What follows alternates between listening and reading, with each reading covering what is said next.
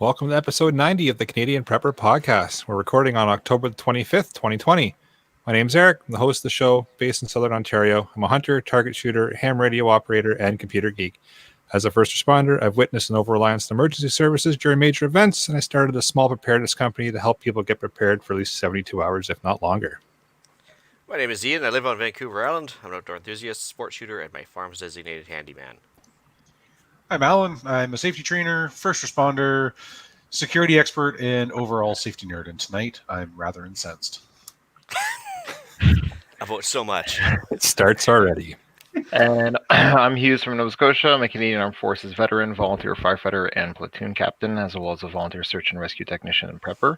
I've been preaching and living the prepper lifestyle to varying degrees for the last 6 years or so. I'm Gavin, a volunteer first responder as well, an instructor with Ragnarok Tactical, a field officer with the CCFR, and apparently the guy that likes to trigger Alan. And overall swell guy. Yeah. Want to help to support the show and keep the Canadian Prepper Podcast on the air? You can buy a Canadian Prepper Podcast t-shirt at rapidsurvival.com.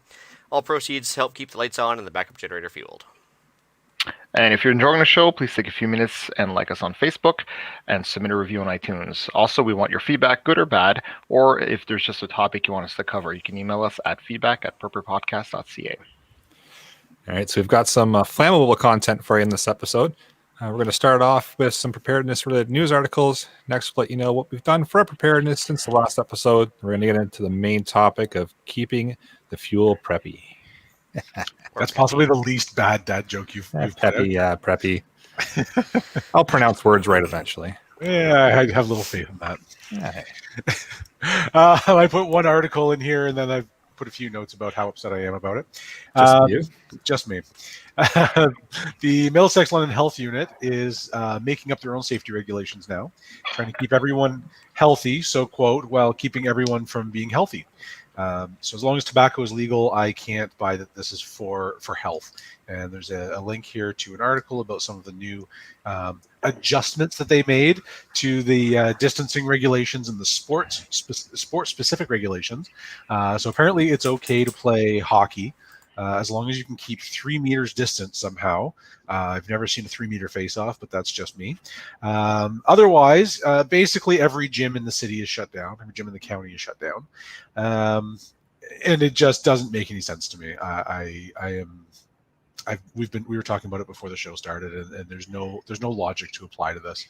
I can buy tobacco and alcohol and processed drive-through garbage, and that's okay, but heaven forbid I want to actually do something as a healthy person with other healthy people to make myself healthier. Can't do anything about that. So that's awesome. They put a few statistics from the Middlesex London Health Unit's website in the show notes. Basically, of 1,094 cases, we have 22 active, and since March, 28 have required care beyond stay home, drink warmer fluids, and recover naturally. So 28 people, approximately 30 people out of the 500,000 that call London and Middlesex County home, needed some level of hospitalization, 13 of which required the ICU. So I just don't understand the logic. I really don't. They call it keeping people safe, and I understand that, but I don't agree with you. I think this is, if you're listening, Middlesex London Health Unit, I think you are wrong, and I think you need to check yourself. Speaking of wrong, actually, it's kind of funny. You'd think if anybody would be worried about people having their eyes on you, it'd be Patty Hadju, the health minister.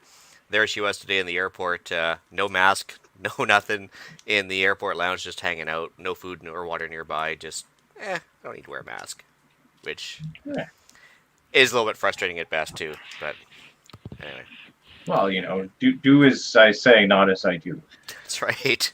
Or the men with guns will come and tell you to do as I say and not as I do. Yeah, that's what happens when you get a health or a graphic designer in charge of health. But anyway, sorry, wrong podcast. Moving along. Oh, see, I gotta go political again right off the bat. So sad panda day for me in my home province here, or the province I currently live in. They have elected an NDP majority. So not only am I federally NDP, I'm also locally NDP. And it's like 55 out of 72 seats, I think, are went NDP in the province here. It's insane.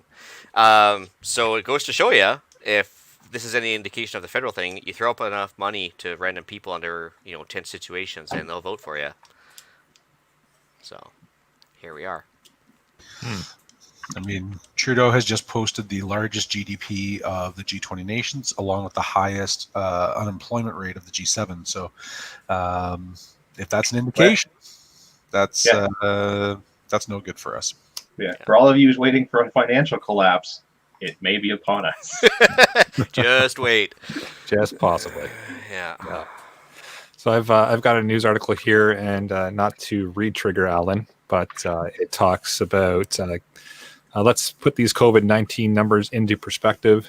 So it's pretty much the same thing. It talks about how we're doing more tests, so therefore we're getting more positives, but we're looking at those positive tests as comparison to when we were initially doing tests and saying, oh my God, we have so many more tests, but in reality, we're doing more tests or more positive results, but in reality, we're just doing a lot more tests. So, it's a common sense kind of way of looking at things. So I'm sure it's going to disappear. You did not just try to apply common sense to the federal government, did you? Yeah, well, I attempted, which is why I said this article is probably going to be wiped off the face of the internet here shortly. Yeah, let's screenshot that before it goes away. Yeah, but it's there right now. So, yeah, I don't know if that triggered you again, Alan. If it did, feel free to go on about the gyms closing again. Oh, I'm still mad from the last round. This isn't going away. I will not be silenced. So my article kind of goes against what kind of Eric and Alan and everyone else on the podcast is saying, is why a second wave of COVID-19 is more dangerous than it looks. And although I do agree with a lot of the points that were made on this podcast so far this evening, I think that the article does make some good points, and it's just another kind of opinion piece on it, but definitely worth a read. All right. I don't think anyone's saying it's not dangerous.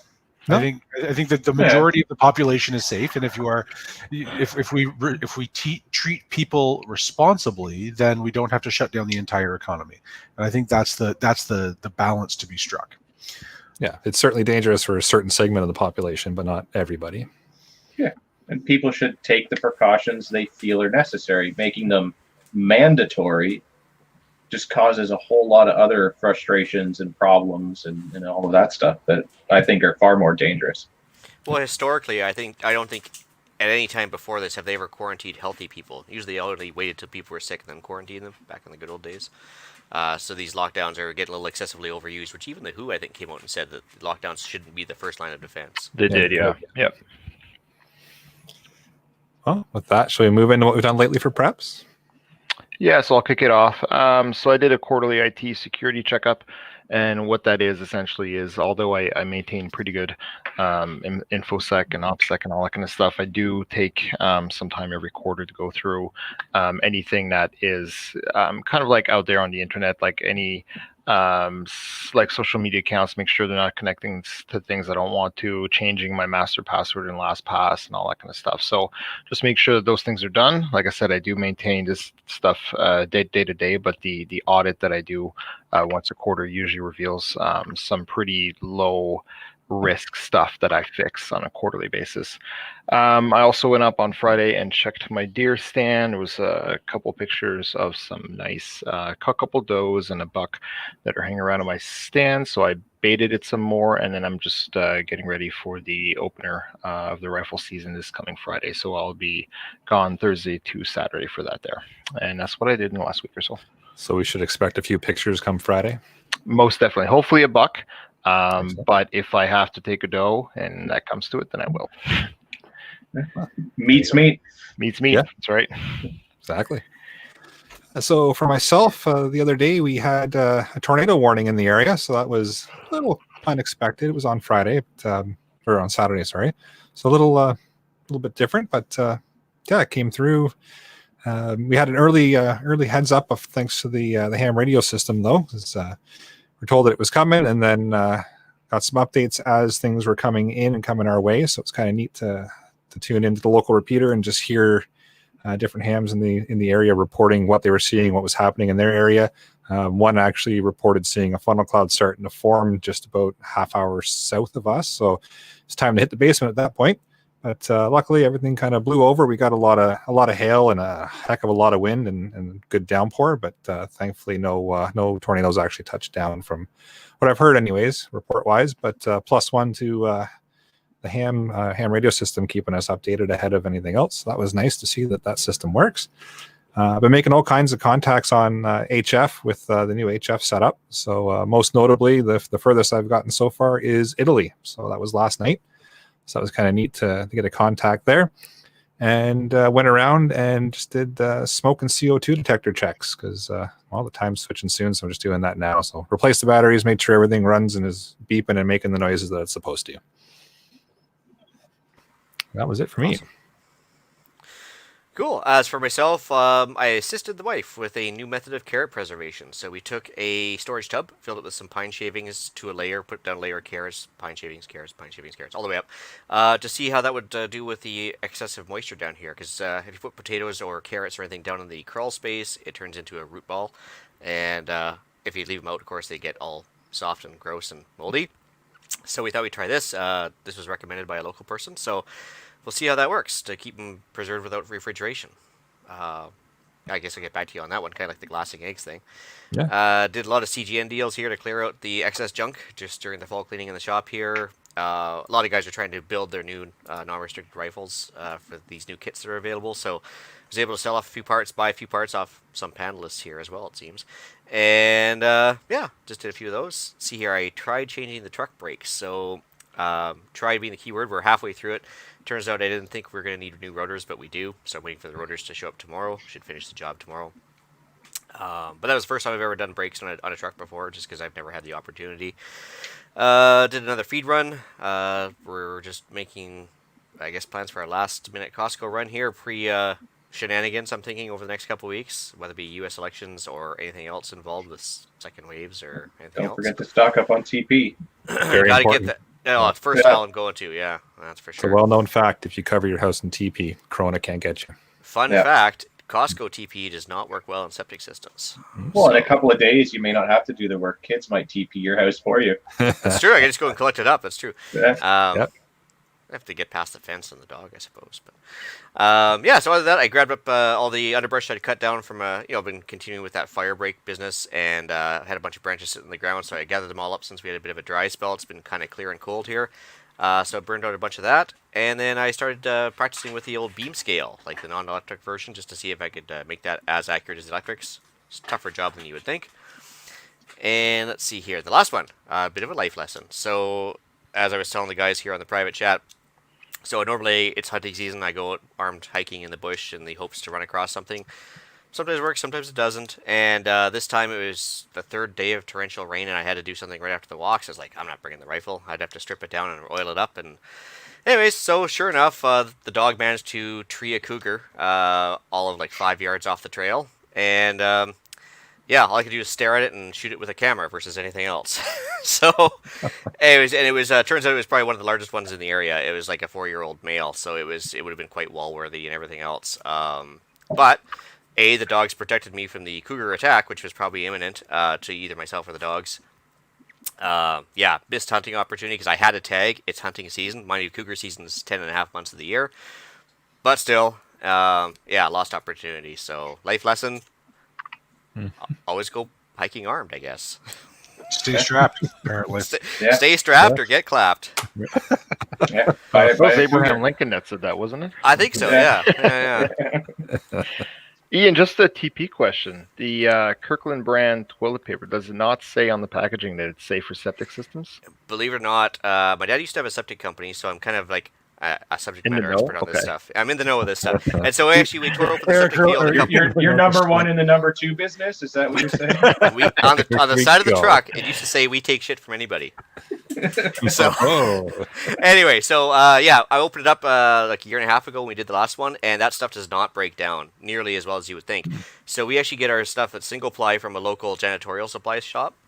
That's actually legit septic friendly stuff. There's too much bleach in the Costco stuff, and what it does is it knocks down the bacteria in the septic tank, which reduces the efficacy of it. And before you know it, you got this big white glob in the middle of your septic tank that isn't doing much. So it actually is pretty tough on your system. That's interesting because I haven't had my septic pumped in 12 years. We use like Septobac, And Yeah. it was checked last year, and they were like, "Yeah, you can pump it if you want, but it's fine." And I think there's some regional differences in the Kirkland branded stuff because I know that in Atlantic Canada, on Canada's eastern seaboard here, it's made by Cascades, which is owned by Irving. I don't know if that's it for the rest of Canada, but the Cascade stuff is friendly for septic systems. Anyways, I don't want to take over the podcast, but yeah. No, that's good actually. And actually, my stuff's something made in Washington State. So Okay, so there's some regional Differences. differences probably, yeah. Okay. yeah, for sure. All right. I didn't do much this week to make my life better. Still in the middle of renos, and it's been an absolutely nutty week between workplaces. But I did get in a few good workouts. Did some excellent jiu-jitsu training, which now I won't be able to do for another month. Thank you, government. Appreciate that. You can always do it in your garage. It's just not the same when you don't have somebody to Yeah. chill. You just can't feel it. It doesn't feel the same. I've tried. Shockingly enough, my better half is not on board with me just like choking her at random. Weird. So it's anyways. Getting closer and closer to hitting that explicit button. We're just about there. So I can still do some training, but I can't. One, I don't have the like 8-inch thick mats that the gym has, and my fat ass does not like rolling around on the concrete. So, anyways, I did that. I did my meal prep today for the upcoming week, so I've got all my meals ready to go because no matter what, you can't outwork a bad diet. Ordered a new sandbag and jump rope to add to my workouts because I hate running, but I need to do cardio. So that's about that. Almost guaranteed now that my new shop project is on hold till spring because I'm finishing interior renos. And that's about all I got for this week. All right. I wish mine had a lot more hunting involved like you guys, but I'm not there. So Yeah, mine didn't have any hunting either, so don't feel bad. I've been slammed at work with a giant merger of sorts, so it's been nonstop conference calls, which I'm getting very, very tired of. But I have spent a bunch of time at the range shooting, so that's good, and got a new fancy gun safe delivered today and set that up. So biometric, open with the touch of a finger, Cool. or a keypad, or a key in case I don't change the batteries, which will likely happen at some point. I was going to say, make sure you EMPs. keep extra batteries on hand. Yeah. And that would make it EMP proof as well, then, right? If something lights it off, then you could still Good open up point. with the key, right? Yeah. Yep. Yeah, that's about the most exciting prep I've done. Do yourself a favor, take a picture of both sides of the key and email those pictures to yourself so that when you lose the key, which also often happens to safes that have a combination. Yeah, it's one of those tubular keys. Yep, it should still have a Yeah. code on it. And Yeah. even with just the tube, I can with just a picture of the cut end, I could replicate that for you. Make it. Yeah, I've got one of those tubular picks somewhere. Allegedly. Yeah, they're not illegal to have. Just don't put it in the safe. For training Yeah. purposes. Yeah. And we've got a listener here too that wants to hop in with preps for the week. Dan mentions that for preps, I bought a couple packs of tuna and a drone. Now I have an aerial view and tuna breath. Well, one will let you know when people are coming, and the other one will keep them away, right? Yeah. Yep. I like it. Tuna's good food. Don't knock that. I've probably got 60 cans down in my pantry, and I'm not sad about it. Oh no, it's pretty popular around here too, and yeah, it's shelf stable for pretty much forever. Yep. Anyway, Because nothing wants to eat it, even bacteria. All right, chicken. let's move into the main topic. All right, so why are we talking about this today? Well, fun fact: Mad Max took place in 2021, and they were always fighting over gas, right? Yep. All right, so yeah, gas stations. On average, they empty in about 3 days with normal use. So obviously, we've talked about this before, whether it be the Fort McMurray fires or whatever, you get a high demand situation happening, and usually those things empty out in about an hour. So it never hurts to have your own supply. For example, my local Petro-Canada down the bottom of the hill here is probably the busiest Petro-Canada in Canada by volume of sales, the manager told me anyway, and they get refilled twice a day by trucks. Wow. Yeah. So whether you want to blame that on small tanks or high use, it's one of the two. Anyway, so yeah, obviously if there's some sort of emergency, I'm not planning on going down there and topping everything off last minute. So it never hurts to have your own, right? Absolutely. Yeah. So barter value, I'm sure pretty much everybody could use gas at some point if you had extra to spare, I suppose. Yeah, it's going to be a thing that's going to be in demand. That's for sure. Not something I'd barter. Wouldn't be the first Yeah, on the list, but it's kind of like bartering ammo. It's like, Yeah. But anyway, do something really good that I'm getting in exchange. Well, yeah, I mean, but it has value if you needed to. I mean, Yeah, absolutely it does. or you have more than you can use for, and you're about to leave or whatever, right? I mean, who knows, right? yeah. Yeah, but they're necessary for a lot, right? So force multiplier action, that's probably a good reason to have Gavin on here. We can talk about the force multiplier aspect of it, using a chainsaw versus a handsaw. If you run out of gas, I'm sure everybody would rather be using a chainsaw versus a handsaw, but, obviously without gas. Yeah. Yep. Absolutely. I've been cutting up trees all year, and I started with a handsaw for my little pine branches. It got me a fair bit of space, a fair bit of work done. Then I went to a sawzall, and then I went to a chainsaw, and I did not go back to the handsaw. Yeah. Well, I mean, they come in, battery powered equipment is becoming more and more popular in the sort of lawn and garden and whatnot arena. But like, even then, if your power goes down, you can't charge those things. So at some point along that chain, you are going to need gas either for your power tools or for your generator to charge the batteries on your power tools. So, I mean, yeah, cutting wood, I mean, log splitters, I mean, all kinds of equipment runs on gas. Well, and a lot of people trade gas for fuel too, right? So, I mean, you think about the local area here. I mean, people are always trolling for salmon, and a lot of people have that in their preps as a food supply, right? It's like, oh, let's wait and go and trolling for salmon. Well, you're basically just trading gas for food, is all you are. So sooner or later you run out of one, right? And so yeah, I mean, I'd hate to try it with a rowboat. Wouldn't work nearly as well. Yeah. Well, it depends on how fast you can roll. I suppose. Yeah. And I mean, that takes calories, and then you're going to eat more food, and you're not going to get enough salmon. Battery powered tools, as great as they are, they're just not as effective as they don't have as much torque and as much RPM as gas powered saws. Plain and simple. Well, there's nothing wrong with them. They just don't have the same capacity. No, they certainly don't. I mean, for limbing stuff and like small trees, they're great. But the when your gas or your saw runs out of gas, you just pour more gas in it. When your battery powered one runs out, unless you've got a battery that's already charged up, you're waiting at least a half an hour, if not longer.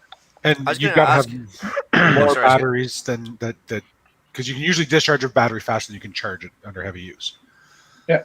So that's my whole argument against, not against Tesla, but against electric cars. It's just that, I think they're great for some things, but if you're going to go and you have to wait 45 minutes at a gas station to charge your Tesla, sorry, that's not, right? No, that's not doable, yeah. Well, what about efficiency at temperature, too? I worry about those battery-powered chainsaws in the middle of winter. Like, how much shorter will they last versus the middle of summer? Right? I mean, if you take the battery out of a warm truck and you put in the tool and you use it, it's not that big of a deal. But if you store the batteries in a cold environment, like -10 or -15, they have a pretty bad adverse effect on them. It's going to take away a lot of their capacity, right? So, yeah, I mean, especially if you're, like you're going to be outside all day and using the tool all day, but like in spurts, where it's like, I mean, whatever it is, a saw, a drill, or whatever, you use it for, a minute, set it down for 20 minutes, pick it up, use it again. Like, whereas a gas saw, you could just fire it up, make your cuts, put it away, do whatever else to do, go back, make your cuts, put it, no problem. Battery, you're going to need fuel. Yep. And fuel does not last indefinitely. I think this is worth making the argument that as nice as our gas powered and electrical powered and cordless tools are, it's always good to have a hand backup, handsaw, hand drill, anything like that, right? It's not something that you're going to use every day because there's not the convenience and the time savings that you have with the modern technology and tools. But the thing is, once the fuel runs out, your fuel power tools are done, your electrical tools are done, and you're down to hand tools, right? So not as efficient, but hey, it works. So well, we'll come up on the wood thing later on, but I mean, especially for wood supply, if you're using wood for heat or anything else, I mean, a sweet saw is fantastic, and they are fairly efficient at doing what they need to do. But if you're gonna have a hand tool, you gotta have like spare blades, spare nuts, bolts, whatever it takes. Like just consumables. One is none, and two is one, and Absolutely. do you guys know Seven's what's working? usually enough. That's how I feel about guns, anyways. That's pretty It's much the it. magic number. Yeah. Dual tri-fuel generators. Gavin, like, are they becoming a bit more of a thing nowadays, or what's going on with those things? Like, Yeah, so I mean, there's a bunch of different options on the market these days. Some of the older ones, they would call them dual or tri-fuel, but it was kind of like a pain to convert them, or you kind of had to like pick from the get-go what it was going to be and make it that thing, and then you wouldn't be able to convert it to something else without, changing a whole lot of parts on it. So it's possible, but it's not like, oh, just plug in a different fuel source, flip a switch, and away we go. Although that is a thing now with a few companies. They've kind of developed it so that you would be able to just, oh, you want to use, regular gasoline, you pour it in the tank, fire it up, away you go. That runs out. Oh, well, I guess I got this propane tank, plug that in, flip a switch the source, and away you go. That is becoming a thing, but it's still rare. I did see. I think Champion was one of the first ones to come out with one. I think it was Yeah. a dual fuel. Yeah, And so that's you'll usually exactly get it. It's dual. like, yeah, Yeah. it's like you just basically flip a switch and it goes from the carburetor to basically a LP gas. Regulator. thing, Regulator of some sort, but they both feed into the intake. And as far as I know, I got two friends that have one, and they say it's great because most of the time they're basically going to run it off propane because propane doesn't really go bad. And it's a little bit less. I think you have less power on propane than you do on gas. But with the size of the generator that they have and the task that they're trying to do with it, it's not a concern. But just keep in mind that typically, if you look at the output of the generator, it's going to be lower on propane and not natural gas than it will on regular gasoline. So, yeah, I mean, generators are already kind of finicky at times to figure out exactly how many watts you're going to need and what their peak watts are versus their continuous running and all of that. And they all like to inflate their numbers, but yeah, I suppose everybody else is I don't know fighting if, over if gasoline on it's the unique highways. to London, but London police for the longest time they were running dual fuel in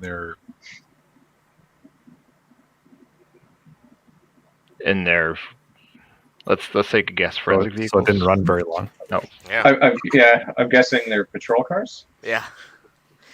I was gonna say that at least while everybody else is fighting over the gasoline on the highways, we can go around raiding people's barbecue tanks to run the generators. Well, and I mean, in the newer tri-fuel ones, I mean, if you've got a natural gas line put in, that's what it'll run off of. So you can just plug it right into that. You have a almost unlimited supply, at least while the plants. The natural gas is running. Yeah, or the line ruptures or whatever. Yeah. Yeah, but I mean, then that way you can use that supply without your supply on site until that runs out, and then flip over to what you have on hand at the site. Cool. So as far as storage goes, static electricity concerns. Gas obviously is a problem. You don't want to have like metal on metal and creating sparks and rubbing your feet in the ground and giving it, touching it with your finger or anything else. Unless you're looking for fireworks. I suppose. It's fine. So it's important to make sure that you are grounded or you're using plastic components or whatever in order to minimize your static electricity concerns. Is it a problem with diesel though?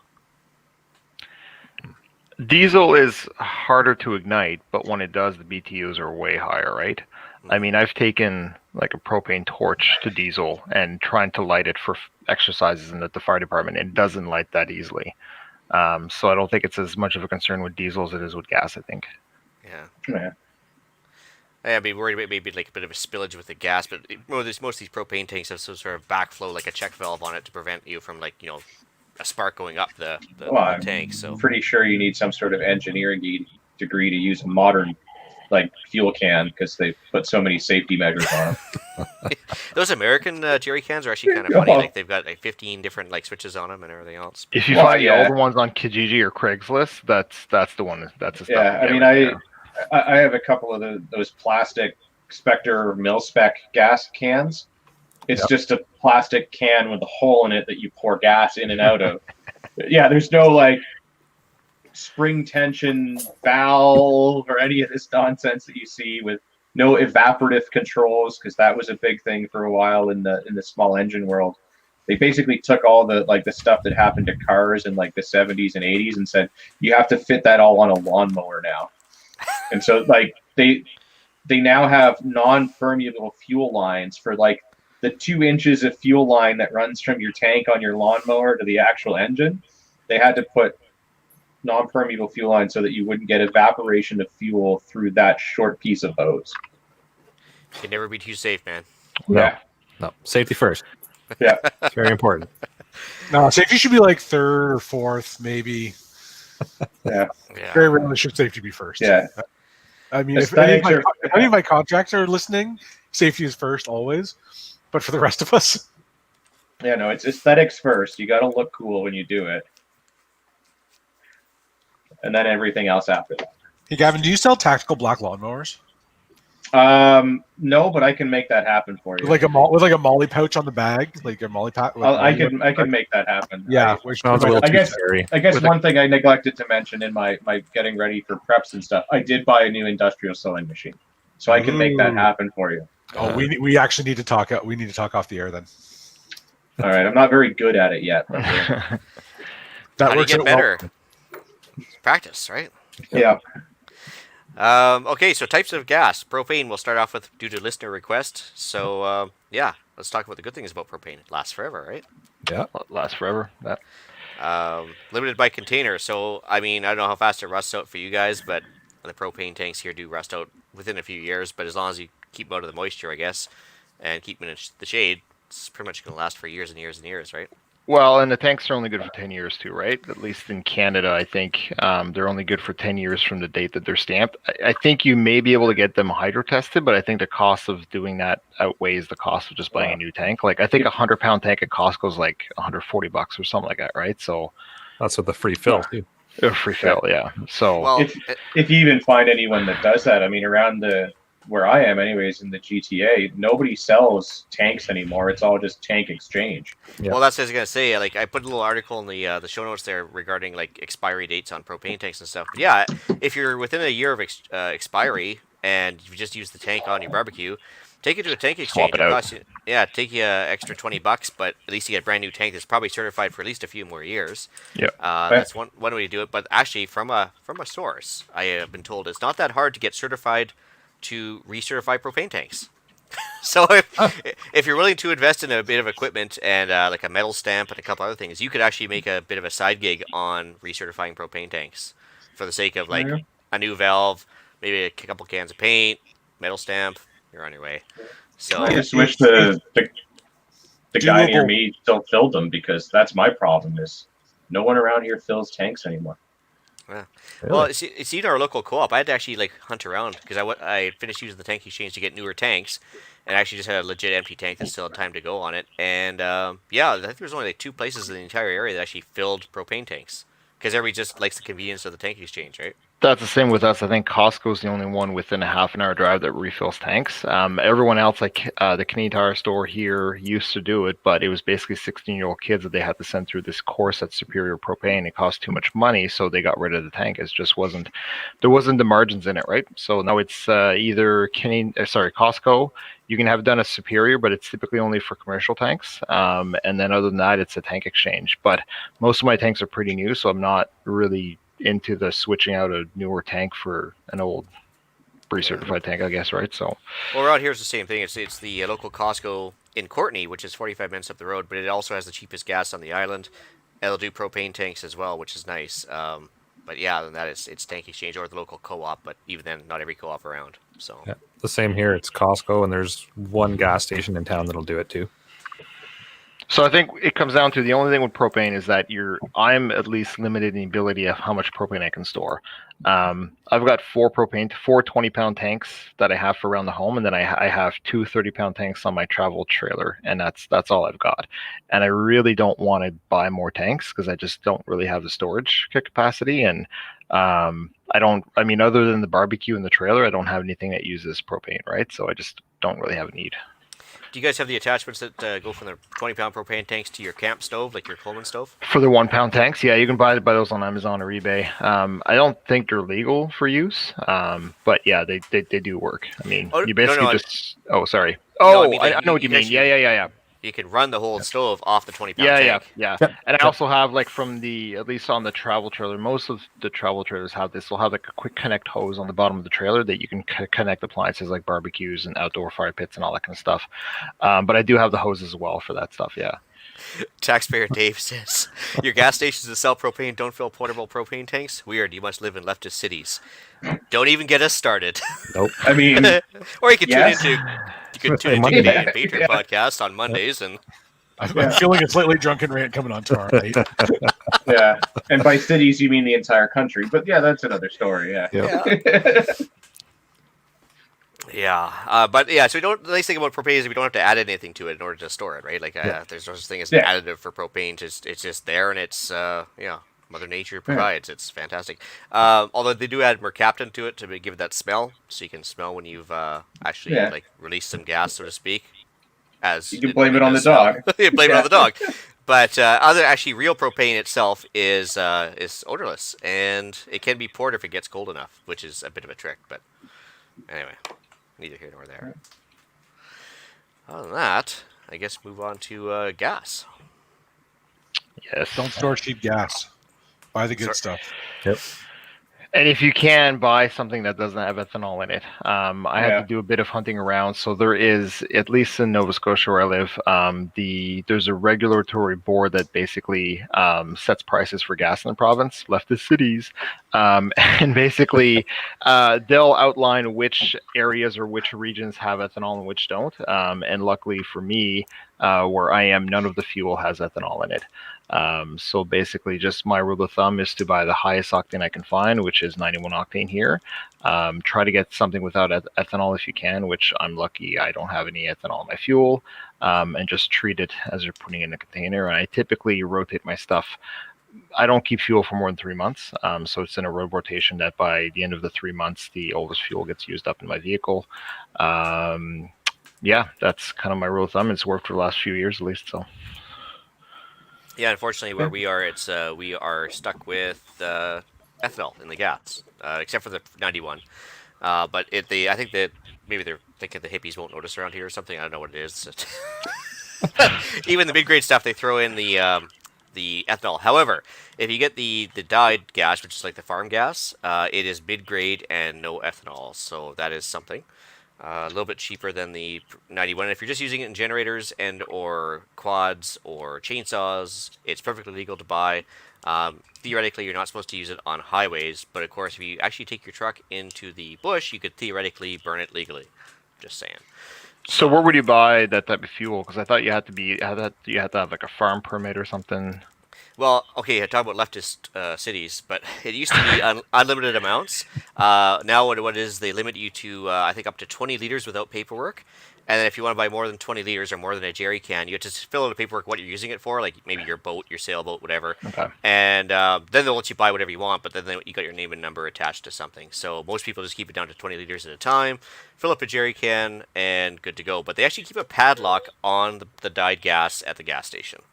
I would just give Eric's name and number, to be honest with you. John Smith, 123 Water Street. This guy buys a lot of gas. It's Weird. Yeah. like Mike from Canmore. Yeah. Anyway, so I mean, I guess the ethanol gas will last about 3 months tops, I think, before you have to start worrying. Is that you mean untreated? Untreated? Untreated, yeah. Yeah, about 3 months. Yep. And it does come up carburetors, doesn't it, Gavin? Yeah, so there's a couple of problems. So if you do have gas with ethanol in it, like it works fine in big pieces of equipment. Like it doesn't burn as well as non-ethanol gas, but like really it's not a huge problem in most modern cars that, fuel injection and everything and all the fancy new stuff can handle ethanol just fine. The biggest problem is when you start getting into small equipment. So like some of your generators and smaller pieces of equipment that you may be doing the choring and stuff with, that's when it starts causing problems. And the biggest problem is actually not using ethanol. It's switching back and forth between gas with and without. Because like when you put the ethanol gas in, it kind of creates this little coating along your fuel lines. And then when you pour other gas in, it sort of dissolves that, and then that's what starts gumming up your carburetor and stuff like that. If you just leave gas sitting in your thing and it sort of the water and everything separates out from your gas, that's when it starts getting bad gas and it won't burn anymore, which even knowing about all of this stuff and working in the industry, I had happen to my generator, and I had to fix it and drain out all the bad gas. You know, there's little test kits you can get that show you pour the gas in, and it'll show you how much water is in the gas and all of that fun stuff. And they're just like little plastic or glass vial things, but just, rotate your gas or treat it. It'll still start fires quite nicely, though. So Yeah. I was burning the underbrush with some old gas, too. Yeah, or mix it up with some kerosene or some diesel. And yeah, fun can be had, right? Oh, yeah. So yeah, we could add stable to it to stretch it out. I think if depending on the concentration that you use with stable, they say you can last up to 2 years, even with ethanol in it. Does that sound about right? Yeah. There's different types too. Like, not all of them are equal, but like the stuff that's in liquid form, I find is the best.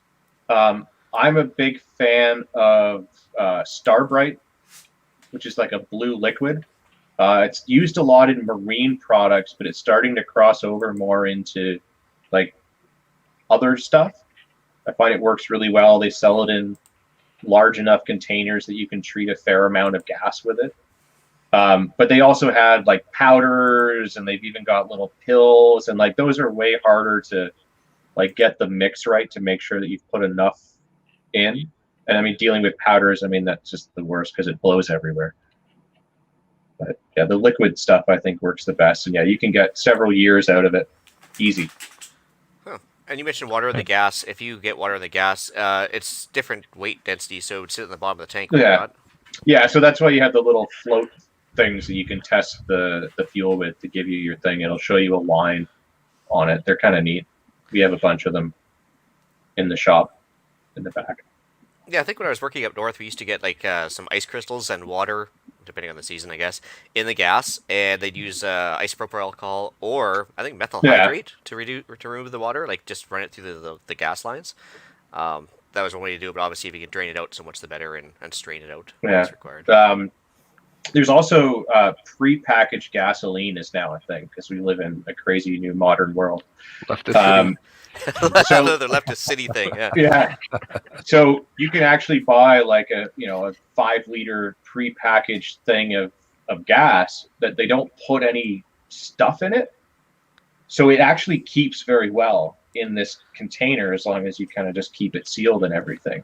So What's the cost on it? Like what? I mean, it's not 5 liters of gas is going to cost you what, like $5, right? If that. Yeah. So it'll be more expensive, but like if you wanted to say keep a small emergency amount of gasoline in your trunk, and you have a small smart car because you live in a leftist city and they don't have space for a bigger car, but you have space for that, and you were to sort of run out of gas on the side of the road, for things like that, it's brilliant. Believe it or not, I've bought some of that stuff, but it's for Husqvarna. Like my chainsaw, like I found a really good deal on this stuff. So yeah, they've got 4-cycle and 2-cycle premix. Yeah, one gallon of it. I guess it's made with like 95 or 97 octane fuel. It's treated. It's a perfect mix for the tools, and it comes out to like maybe $2 or $3 more expensive than what I could make it for with all the additives. So I'm like, you know what, just that's worth the cost, right? So. Well, my fire department got that for all their equipment. We've got the sealed containers of everything. Just because that's one of the biggest buyers of it is the fire department. Well, you can't trust firefighters to mix fuels. I mean, No, yeah. But if there's left cities, you could jerry cans or leave them on the side of the road. It's a whole lot cheaper than that little container. Or you could add, for those left cities, just put like fair trade and organic on the label, and you could charge $10 instead of $5, right? Yeah. So yeah, it's a little bit more expensive, but for people that don't have a whole lot of storage space or just need a small amount, like in their car is a thing, they're awesome. There's a couple of different brands, like all the major chainsaw brands will have their own branded ones. So the Husqvarna still and all of those, and then Aspen Gas is the name of one of the other ones that kind of started the whole thing. But yeah, it's really good, and you get 4-cycle and 2-cycle. So if you hate mixing the oil to gas thing for your chainsaw, you just get it pre-mixed in the 2 different ratios, and you just pour it in, and away you go. It's not a bad deal if you're not using. Yeah, for not having to do the mix. Yeah, it's worth it to get that headache out of it all alone. Yeah, if you're cutting 8 cords of wood, then it's probably not the ideal stuff for you. But I mean, if you're only going to use a tank or two of fuel in your chainsaw every year, it's not that bad Yeah, a deal. it's perfect. Yeah. Lister J says it's the Aspen branded fuel that is Yeah. the prepackaged stuff.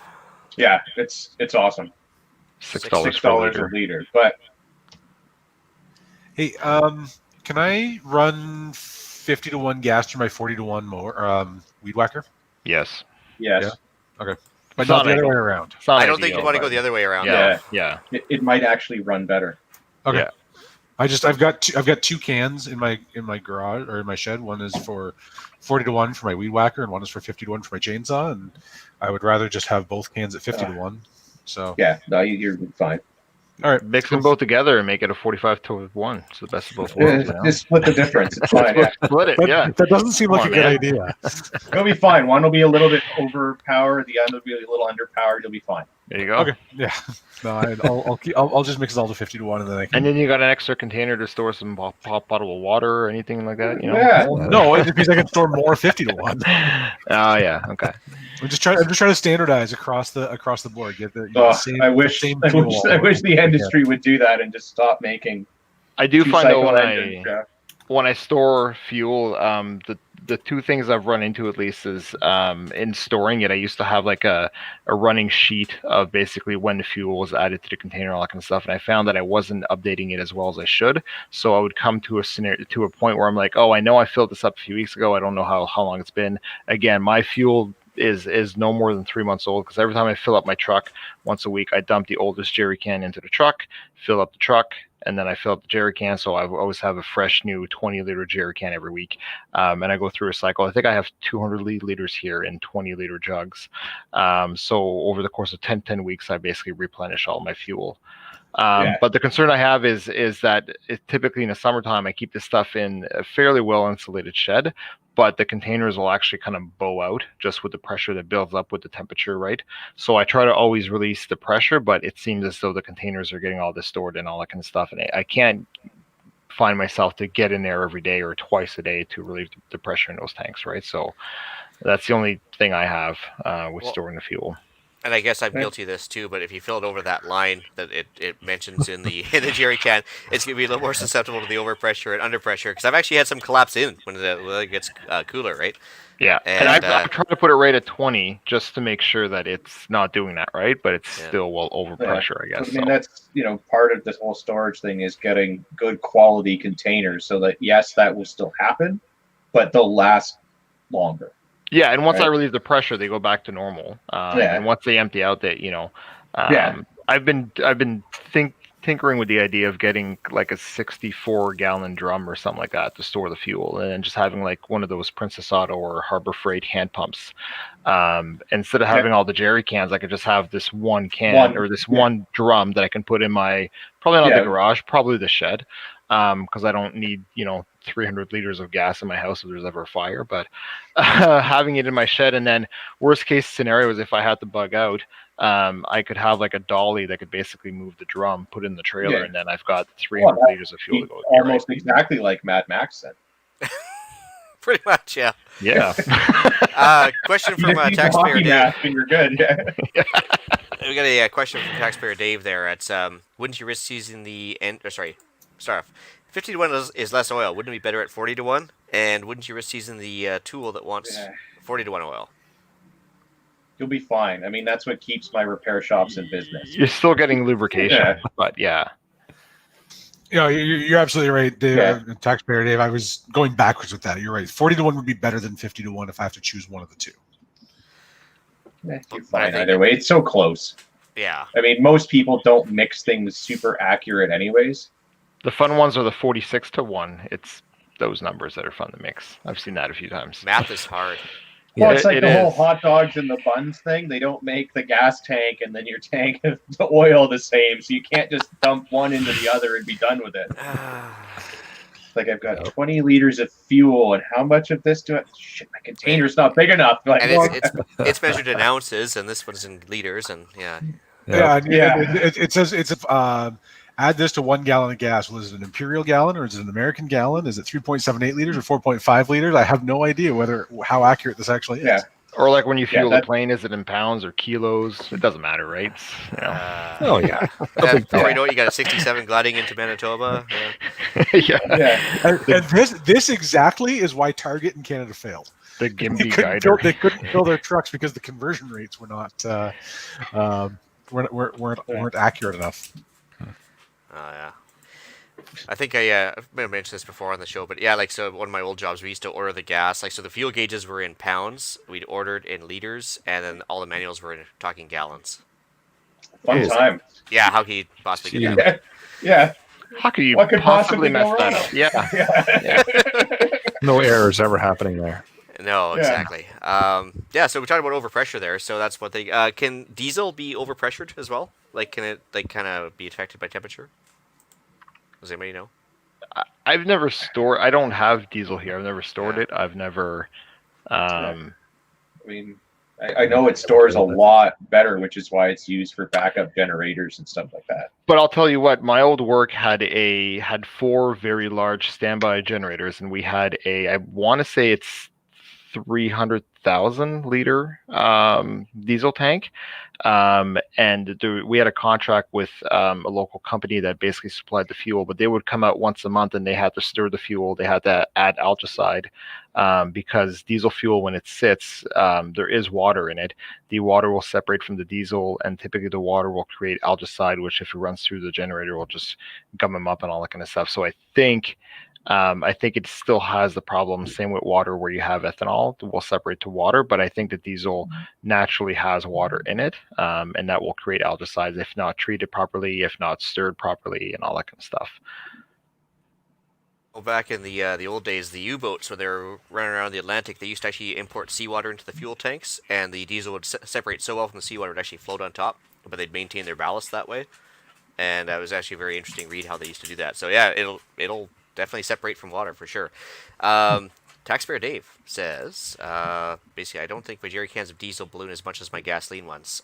I didn't think so either. I used to see those yellow, like 55-gallon drums, and they never seem to get affected by temperature as much. You could. I think it makes sense because diesel doesn't evaporate as quickly or as well as gas does, right? I mean, gas will evaporate fairly quickly if you leave it out, right? But I don't think the diesel does.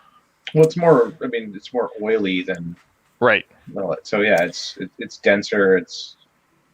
Well, yeah, Jeff brings up a good point that diesel will gel if it gets really cold, as well as diesel attributes like kerosene and everything else. Some of them go minus 36 before they start to slush up, and some of them go all the way to minus 48. Depends on what you've got for a mix in there too, right? Yeah. But yeah, no, you can definitely see why sometimes they have to preheat stuff and everything else. They'll like turn to the fuel jello. lines. Yeah. Yeah. Definitely be a problem. So I guess if you're trying to pour it in cold weather, that's a problem as well. I put a couple links in the show notes there as well, how to recondition old diesel fuel, because after it sits for a long time, it can not burn as well. But you can basically add the equivalent of mothballs and a couple other chemicals and throw it in to pep it back up. Also, yeah, I guess because it does have water in it, like you said, there's actually another link I put in there, how to remove water from diesel fuel. I mean, and this might be an old wives' tale, but like reconditioning old gas, I heard if you have like a car that's been sitting for a few months and it's got old gas in it, just basically top it up with fresh fuel. That's the highest octane you can find, and it kind of brings the gas back. I mean, yeah. ish. I mean, it works. It's like the whole put an egg into your radiator if you've got a small hole and it'll fix it. Like it does the trick.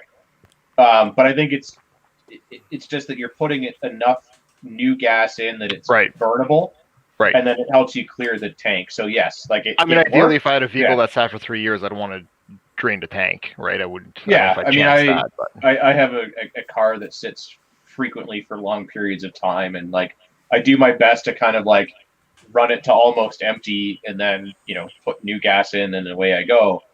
But like every now and again, life happens, and that doesn't happen. So. Yeah, you put a bunch of new gas in, and it mixes with the old gas, and you get something that's burnable, and it'll be fine. Right. Not advisable, but I mean it works. Yeah. Last gas thing I put in there for a link was how to make your own diesel fuel, which is good for the prepper show, I guess, right? So if you want to run around to old shops and pick up their old used vegetable oil, you can add a few different little tidbits and make your own biodiesel. Yeah. Separate out the glycerin, which you can then use to make your own soap. Oh, stuff like that. I hear you preppers like making your own stuff, being self-reliant and everything. Yeah. not Or relying on other buying it people? from Tyler's wife. Yeah. Yeah. Yeah. Yeah. Wait, There you go, yeah. Tyler who? Yeah. Oh. Ooh. No, to be I'm fair, waiting for him to pipe up in the comments. Yeah. yeah, the advanced polls are Yeah. open. Like I said, he might be going to vote for Joe or something. Who knows? Yeah, right? fair enough. Yeah. And if he could cross the border, he would punch you so hard. Yeah, he probably Exactly. would.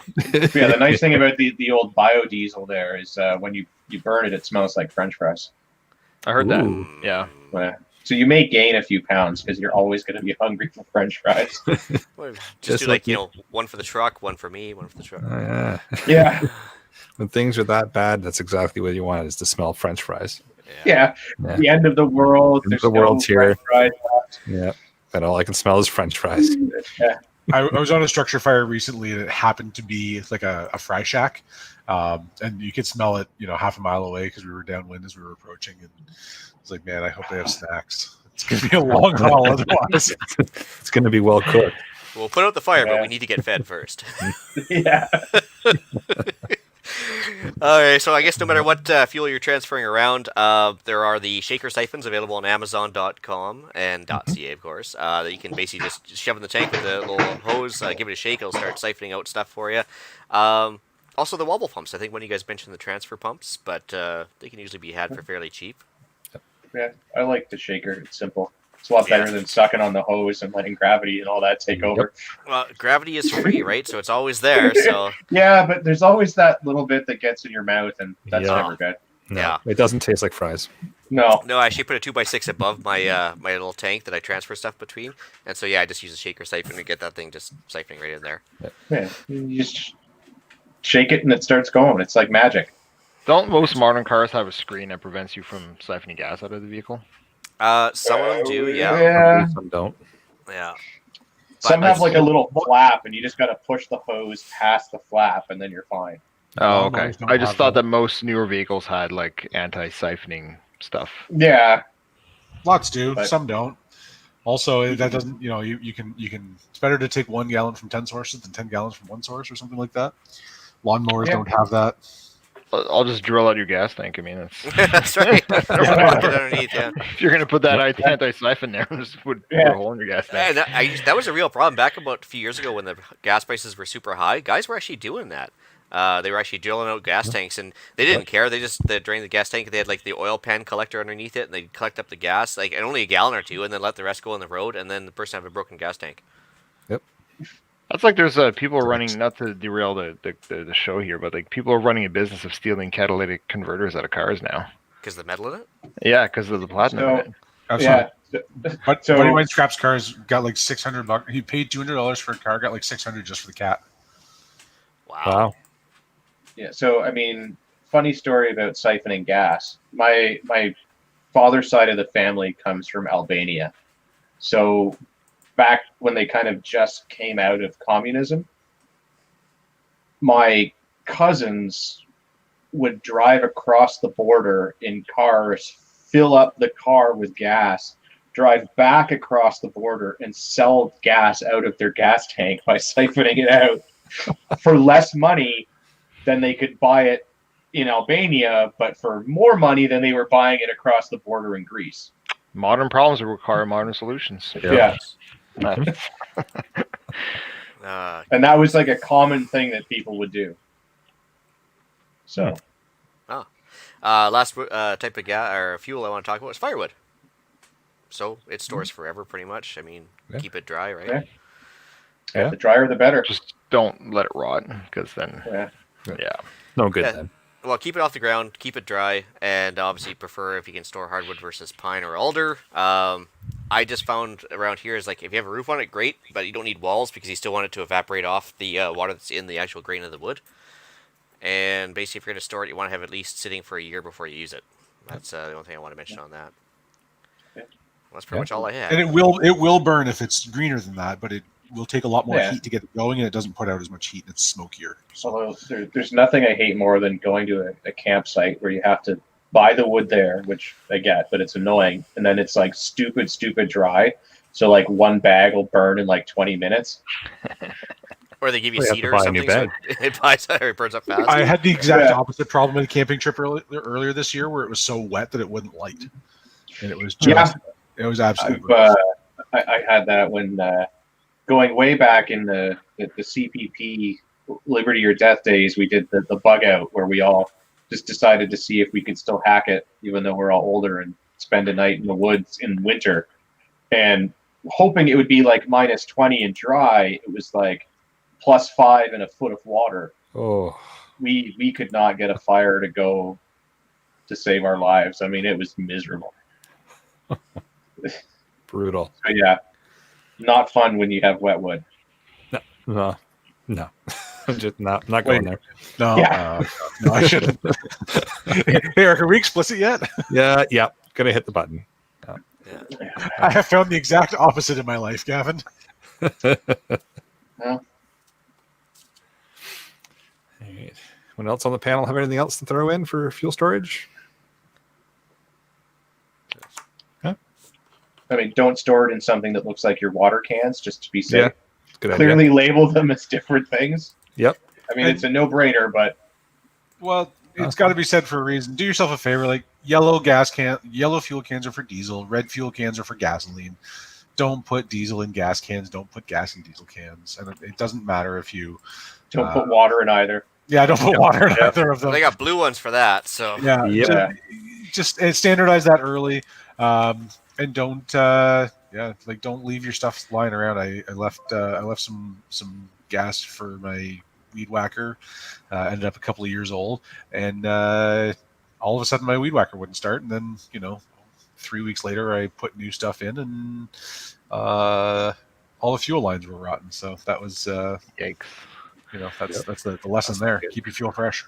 well, even then, Okay. I think with the jerry cans, I got like a dedicated 51 can that's clearly marked, and it's a small one because I only keep a tiny bit of pre-mixed gas, like 1 gallon size.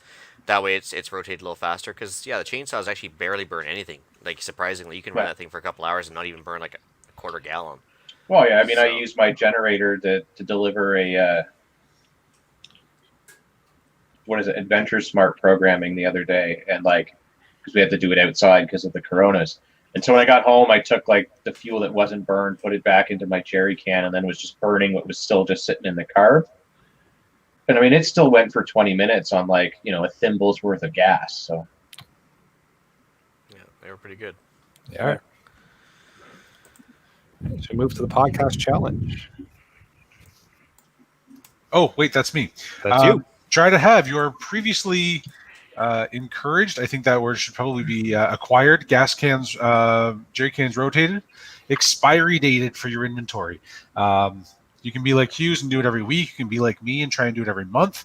But rotate your gas cans. Make sure that you're using the high octane stuff and that it is stabilized in some way. That's your challenge for the week. Let us know how you did. Feedback at prepperpodcast.ca. If you want to encourage your jerry cans, go for it. Well, I think we encourage people to have them. Maybe that's what. Yeah. Yeah. Can it be the little Jerry that could? I think Yeah, they that's can. right. I think they You can always can. use I a think little they pep can. talk, I'm sure. Oh, bad. That's worse than a dad joke. All right, upcoming events. All right, so we got the BC Sportsman show. I didn't have anything else to put in there for the upcoming events. March 5th to the 7th of 2021. Corona's dependent, of course. Link in the show notes for that. It's in Abbotsford, which is in the Fraser Valley for BC. All right. And shout outs. I've got one for new Patreon Brad. So thanks a lot. Appreciate you signing up and helping us with paying some of the bills. I appreciate you too, Brad. All right, that's for myself. New listener Ed. I just made a CGN deal with him as well. And I just got the contact from a new listener, Jesse, who's actually working on his ham radio license. So I managed to share some study material with him. So good luck on your studying there, Jesse. Hope it all works out well for you. Let us know if you have any questions. I'm sure between all the people on the panel, you could probably answer it half-assed at least. Specifically, Eric. He is such a nerd. Specifically, Eric, yeah. I'll get my pocket protector out. Yeah. yeah, don't come to me for that stuff. Yeah. All right. Anyone else have any shout outs? That's all I got. No, I don't like people. Fair enough. Neither do I. Except Brad. Except Brad. Brad's awesome. All right, we'll move into email and iTunes reviews. So we've got one new review from Northern Michigan. It says, I love the format, useful info, never a waste of time. Keep up the good work. It's my new fave. I'm glad at least one person thinks this isn't a waste of time. Yeah, I'm glad. It's good. Awesome. All right. And with that, I'll bring episode number 90 of the Canadian Prepper Podcast to an end. You can find the podcast on iTunes, Podbean, Spotify, or, of course, your favorite podcast app. Please help us out. Submit a review. It helps other people find us. We do record these shows live and uncut on Facebook and YouTube. If you want an early peek at the show, find us either on either of those stations by searching Canadian Prepper Podcast. Click the notifications tab. That will give you an alert when we're going live. You can contact me directly on Instagram at ppswo or by email Alan with one L at prepperpodcast.ca. And I can be reached at hfxprepper@gmail.com. And I also have my own YouTube channel. Just search for HFX Prepper. Don't say it. Just don't. You can find me on the Instagram once again. I got deplatformed for a little bit, so the old account, Urbix_GTA, is dead. It's now just UrbXGTA, no underscore, or Ragnarok Tactical. Use the code Gavin10 for a discount on some stuff. Long live the new handle on Yeah, Instagram. Eh? Yeah, the king is dead. Long live the king. that's right. You can reach Ian directly by emailing me at the Western Retreat at gmail.com. And you can also find me on Canadian Patriot Podcast with Gavin. We record on iTunes and YouTube. There you can find us discussing why government waste and society in general makes you want to stockpile gas. Oh, jeez. I've been told that I'm going to get a little drunk and go on that tomorrow night and rant as well. It's going to be great. Excellent. You are always welcome. All right. Please check out Rapid Survival at rapidsurvival.com. You can get me there on the live chat while you're buying some prepper gear. You can also email me at feedback@prepperpodcast.ca. So thanks for joining us this evening. And until next time, be prepared, stay safe, And keep learning.